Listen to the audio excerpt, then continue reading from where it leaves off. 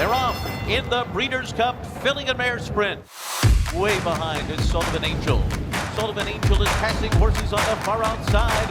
Oh, it's wide open. They're coming down to the finish. It's Sullivan Angel in a huge upset in the Filly and Mare Sprint. There's nothing that compares to winning a race, especially a Breeders' Cup race. I mean, the feeling is, it's like you have almost air in your shoes. It's a special moment. I wish most people could enjoy it because I could only describe it so much, and you have to almost feel it to believe it. I was born in Barbados and grew up there my whole life, and my dad trained horses in Barbados the whole time, so I always grew up on a farm where he had all the horses. And then I wanted to ride, obviously when I was young, like 6, 7, 8, and the grooms would put me on the horses after they had trained. Cleaning the stall brought so much joy to you as a kid, you know what I mean? You get to pick the feet, and that was like just picking out a horse's foot at that age is like the most amazing thing ever.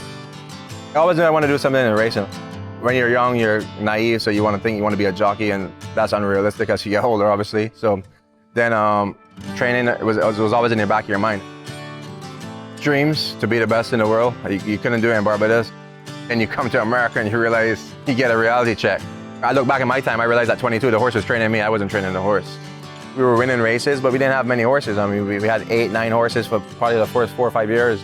And it was hard to get owners. I mean, I had a few owners from Barbados that supported me, and that was about it. And there came a breaking point like year 5 or year 6 in my career that I felt like we weren't making any progress.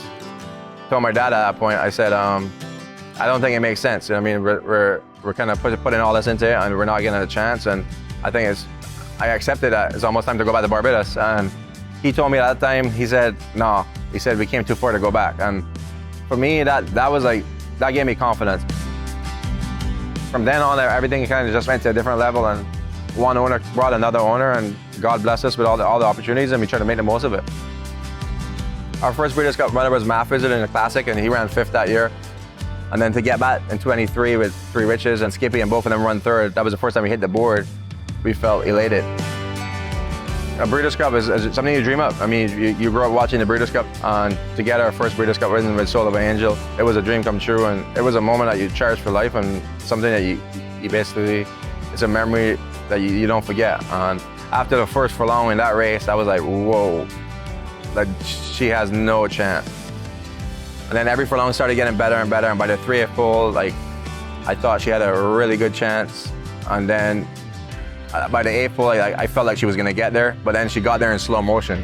And she literally got there right before the wire, and I was ecstatic. It's Sullivan Angel in a huge upset in the Filly. And then my dad being there with me, and it was an amazing moment. He's blessed me more than I could ever thank him.